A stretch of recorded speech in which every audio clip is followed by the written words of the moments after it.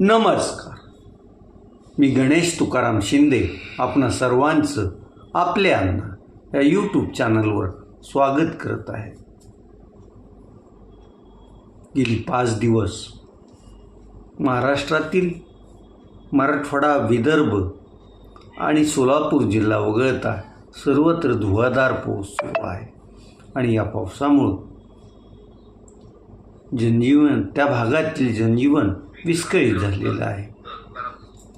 Mumbai Goa, Pune Mumbai expressway, Pune Nashik आदी महामार्ग 1-2 दिवस वाहतुकीसाठी बंदच पडलेले होते. एवढंच काय, मुंबई ते नाशिक या महामार्गावर कसारा घाटात पण दरडी कोसळल्या होत्या.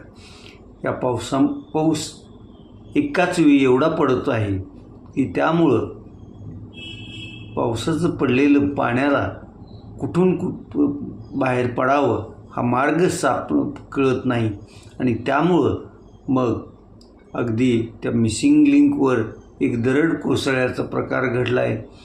तर इकडं हा मंकी हिल आणि खंडाळ्याच्या दरम्यान मुंबई पुणे रेल्वे महामार्ग पण वाहून गेलेला आहे.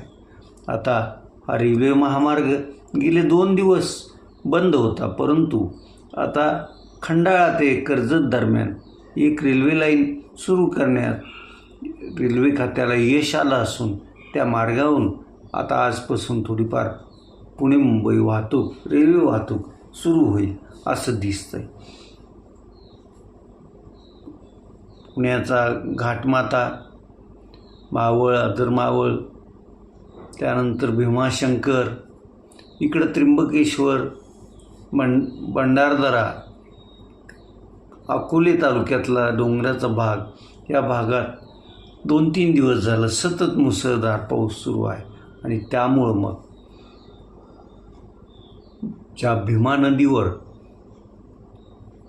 उजनी येथे एक मोठं धरण आहे आणि त्या धरण हे तसं सोलापूर, धाराशिव या आणि पुणे जिल्ह्यातील काही भागासाठीच वरदायिनी ठरते. ते धरण आता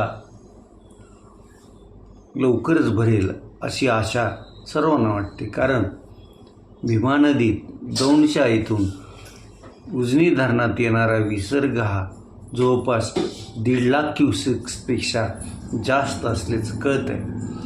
अजूनही पुणे भागात पाऊस सुरूच आहे. पवना, मुळा, मुठा, इंद्रायणी या नद्यांना पूरस्थिती कायमच आहे आणि या 4ही नद्या येऊन भीमेला मिळतात आणि त्यामुळं भीमेलाही पूर आलेला आहे. भीमेला पूर आल्यामुळं कदाचित जे अष्टविनायकातलं सिद्धटेकडी गणेश मंदिर आहे त्या मंदिराला आज दुपारपासूनच जाण्याचा मार्ग बंद होईल अशी स्थिती निर्माण होऊ शकते असं दिसतंय.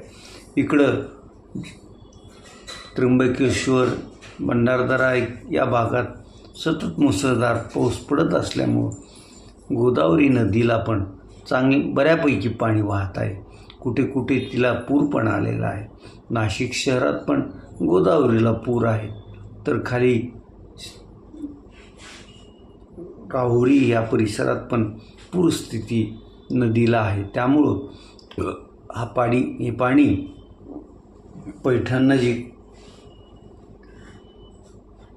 या नदीवर उभा केलेल्या गोदावरी धरणात पाणी साठा यामुळं वाढत आहे आणि कदाचित यामुळं हे धरणही लवकरच भरेल अशी स्थिती आहे. या दोन्ही धरण जिथं आहेत त्या भागात पाऊस नाही, परंतु या धरणाला ज्या नद्या येऊन मिळतात त्या नद्याच्या उगम क्षेत्रात मोठ्या प्रमाणात पाऊस असल्यामुळं हे धरणं भरण्याची शक्यता निर्माण झालेली आहे.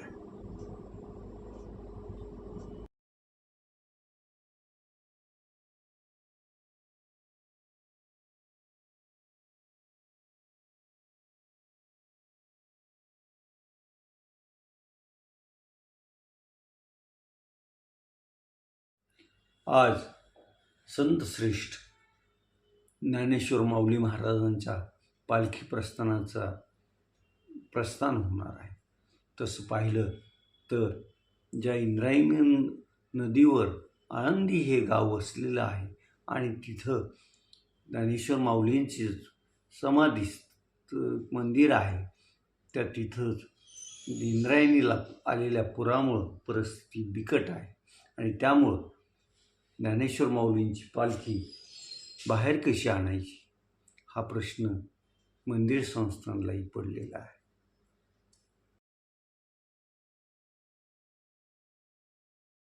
आळंदी शहरातील अशी भयानक परिस्थिती पाहून राज्य सरकारनं, त्यातही मुख्यमंत्री देवेंद्र फडणवीस यांनी कालच परवापासून सर्व वारकऱ्यांना ते आवाहन करत आहेत की तुम्ही पुण्यापासून दिंडीत वारीत सामील व्हा, आळंदीला जाण्याचा प्रयत्न करू नका.